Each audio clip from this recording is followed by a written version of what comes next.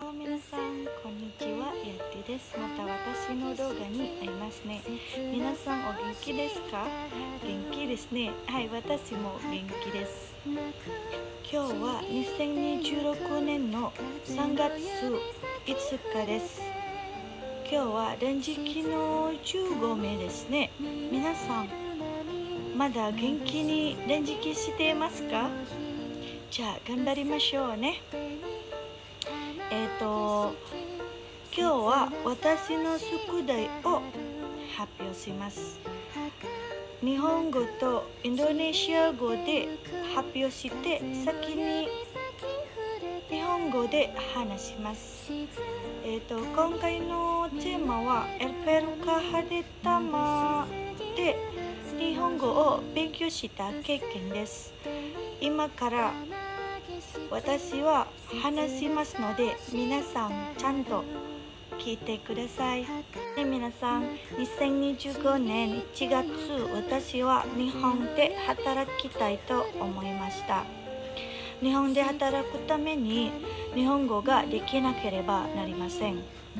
その時、私は日本語が全然わかりませんでした。そして日本はどんな国かもあまり知りませんでした。しかし日本で働くために日本語が必要ですよね。はい、それで、日本語学校で日本語を勉強することに決めました。はい、その時私は、インターネットでいろいろ調べて、昔にあるエルペルカハデタマを見つけました。はい、私がここに興味を持った理由は、厳しくて目標がはっきりしていると思ったからです。先輩たちはだいたい1年間ぐらいで特定のビザで日本に行っていました。だから、その時私はエルペルカハデタマに興味があって、日本語を勉強したい時はエルペルカハデタマで選びました。はい、そして2025年3月、私はリオで入りました。初めてエルペルカハデタマに来た時、私はとてもドキドキして心配でした。なぜなら、私は日本語が全然わからなかったし、一人で来たので知っている人が誰もいなかったからです。だからその時私は心配になります。でも私は日本で働くためにずっと頑張ります。はい、毎日、リオで生活して大変でしたが、だんだん慣れました。はい、皆さん、毎日私は先生と友達と一緒に1日8時間くらい日本語を勉強していました。毎晩も1時間勉強会がありました。毎日リオで生活してたくさんの人に会ったことは、私にとってとても素晴らしい経験でした。大変なこともありましたが、楽しい思い出もたくさんあります。はい、皆さん、楽しかったことは毎日先生と友達と一緒に勉強することです。先生の説明はとてもわかりやすかったと思いました。それに先生も優しくて明るいな人だと思います。そしてたくさんのいい友達に出会いました。毎日一緒に料理して食べて話して笑っていつも一緒に過ごしました。本当に幸せな時間でした。私はみんなに出会えて本当に嬉しくてとても感謝していました。でも大変なこともたくさんあります。エルペルカ・ハデタマはとても厳しいですから。はい。学生が間違いをするとすぐ先生や係や、罰を与えました。はい、私たち罰を与えました。罰の例えば漢字を1000回書く、動詞を1000回書く、言葉を1000回書く。皆さん時々2話を5回走りましたよ。はい、とっても疲れました。疲れて大変だと思います。でも私には夢があります。日本で働くという夢です。だから私は絶対に諦めず、今までもまだ頑張っています。私はエルペルカ・ハデタマでゼロから日本語を勉強していました。約束4ヶ月間日本語を勉強して CFT と SSW の試験に合格しました。その後私は SSW 介護を選びました。エルペルカ・ハデタマで私たち2ヶ月間ぐらい介護の実習を勉強しました。例えば食事介助や、入浴介助やおむつ交換介助や、着替え介助などです。はい、私たち2ヶ月間ぐらい介護の実習を勉強しました。そして10月にエルペルカ・ハデタマでオフランの面接を受けました。その時私はとても怖くて心配でとても寝るぼしたです。でも夢のために私は元気になって自分を信じました。そして最後に面接に合格しました。よかったですね。私は本当に嬉しかったです。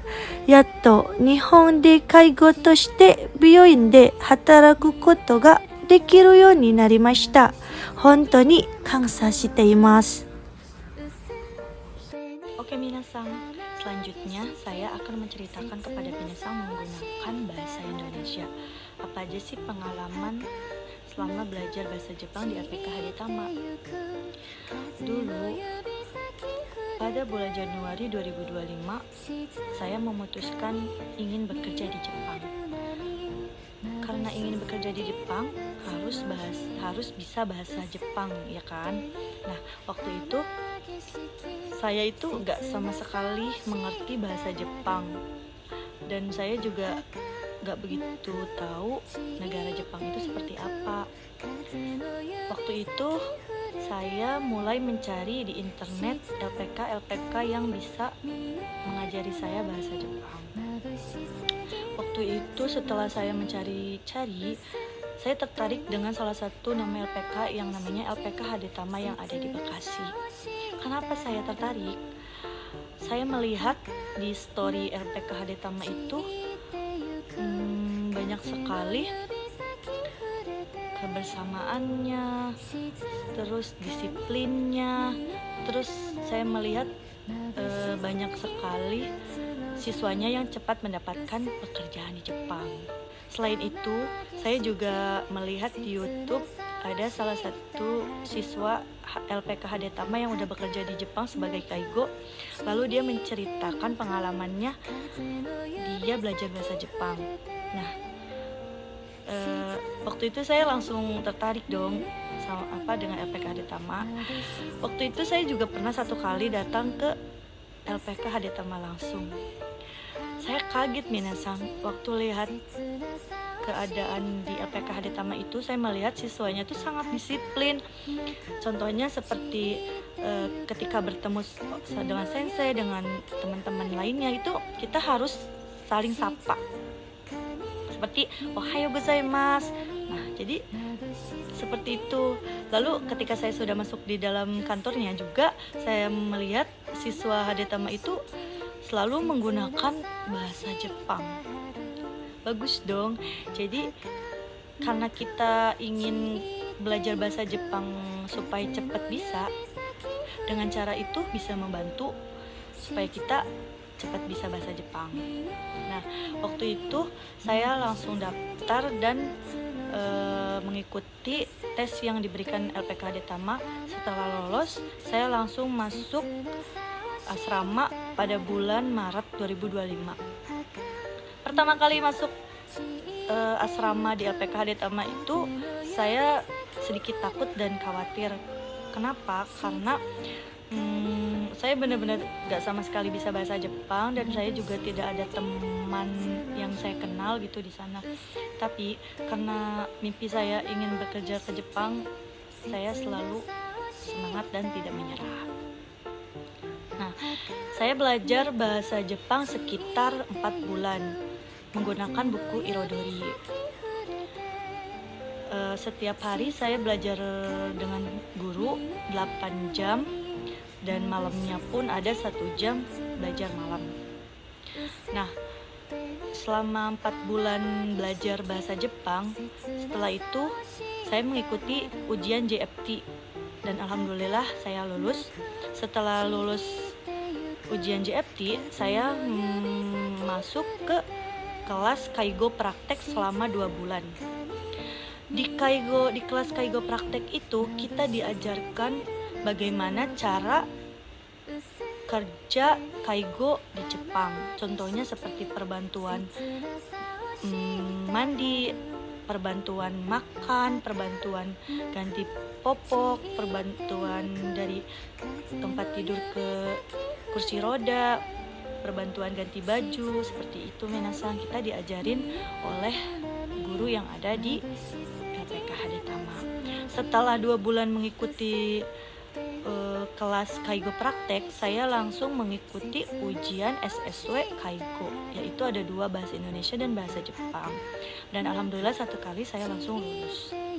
Setelah itu saya langsung mengikuti mensetsu.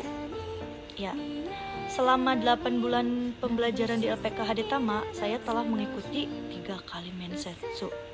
Dan alhamdulillah yang terakhir kemarin itu saya lolos sebagai kaigo di Jepang. Saya mendapatkan pekerjaan di Jepang di salah satu prefektur Tokyo di kota Machida, di salah satu rumah sakit yang bernama Puyo Byoin.